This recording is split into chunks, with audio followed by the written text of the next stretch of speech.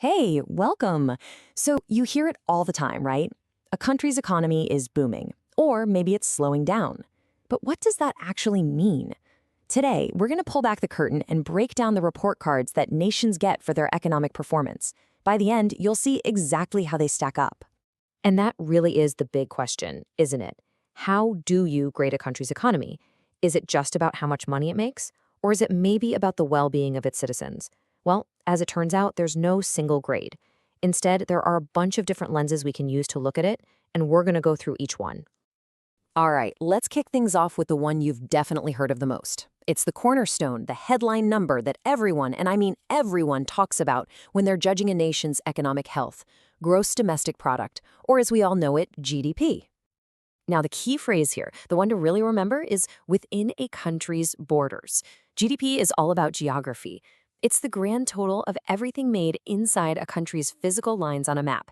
And it doesn't matter if it's a local startup or a giant foreign-owned factory. It's the ultimate snapshot of what's being produced at home. But you know that first snapshot? It can be a little misleading. A bigger GDP number doesn't always mean things are better if it's just because prices went up. So to get a much clearer, more honest picture, we need to make some adjustments for things like inflation and what it actually costs to live in a place. And that brings us to a really important distinction. The first number you usually see is what's called nominal GDP. That's just the raw total at today's prices. But think about it. What if prices just shot up by 5% this year? The economy looks bigger on paper, but are we actually producing more stuff? To figure that out, we need to look at real GDP. And this right here gets to the heart of it.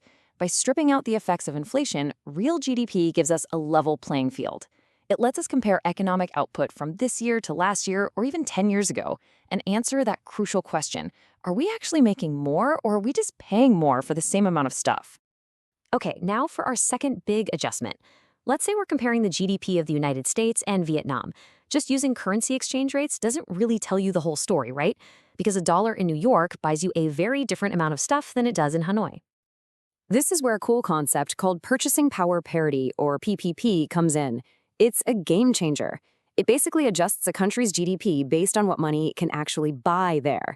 It helps us compare apples to apples, giving us a way more realistic picture of the actual living standards between different nations. So, up to this point, we've been laser-focused on what's produced inside a country's borders. But what if we kind of flipped the script? What if instead we wanted to measure the economic punch of a country's people, no matter where in the world they happen to be working? Yeah, just to really hammer this home, GDP is tied to geography. It's all about the where. So if an American company builds a factory in Ireland and starts making things, that production counts towards Ireland's GDP, not America's. And that little detail is exactly why we need another metric. And that's where gross national product, or GNP, enters the picture. Instead of being about geography, GNP is all about the citizens. It follows the people. It adds up everything produced by a country's residents and their businesses, even if they're overseas. And it subtracts what foreign residents are making inside the country. So if GDP is about where, GNP is all about who. Okay, this table really lays it all out nicely.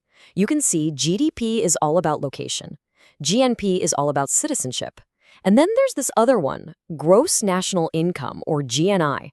Honestly, the easiest way to think of GNI is as the broadest measure of a country's wallet. It's basically everything produced at home, plus all the money flowing in from other places, like from foreign investments.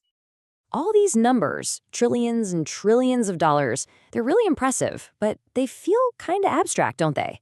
To really get a grip on what these massive figures mean for an average person, we need to zoom in and make it a little more personal.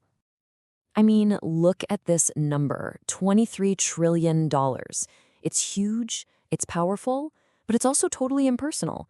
A country could have a massive GDP like this, but if it also has 1 billion people, the standard of living might still be pretty low for most folks. So that leads to the question that changes everything. How do we take that enormous national number and translate it into something that actually reflects an individual's experience? Well, the answer is actually really simple, and it's incredibly powerful. We just divide by the population. The term per capita literally means per head, and it gives us the average amount for each person. This is how we can start to compare the economic reality of individuals across different countries much, much more effectively. And this whole per capita idea can be applied to pretty much anything. We can look at GDP per capita, sure, but we can also look at things like per capita income, consumption, personal wealth, even personal debt. Each one gives us a different, more detailed piece of the puzzle about life for the average citizen. But is a nation's success story really just about money and production? What about things like health? What about education?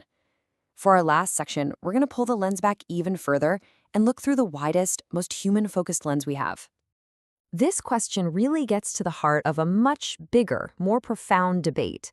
A lot of people argue that if we only focus on economic numbers, we're missing huge parts of what actually makes a country a good place to live.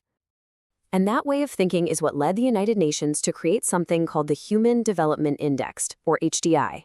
It's built on three really simple but profound pillars of what makes a good life. First, having a long and healthy life. Second, having access to knowledge and education.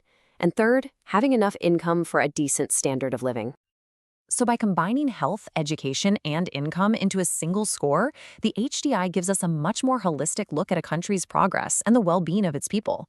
It's a powerful reminder that true development is about way more than just money. So there you have it. We've looked through a few different lenses today. GDP shows us what's made inside a country. GNP follows what its citizens earn, wherever they are. Per capita metrics bring it all down to the individual level, and the HDI tries to measure overall human well-being. Each one tells a vital but very different part of a nation's story. So the final question is for you. Next time you think about a nation's success, which lens will you use?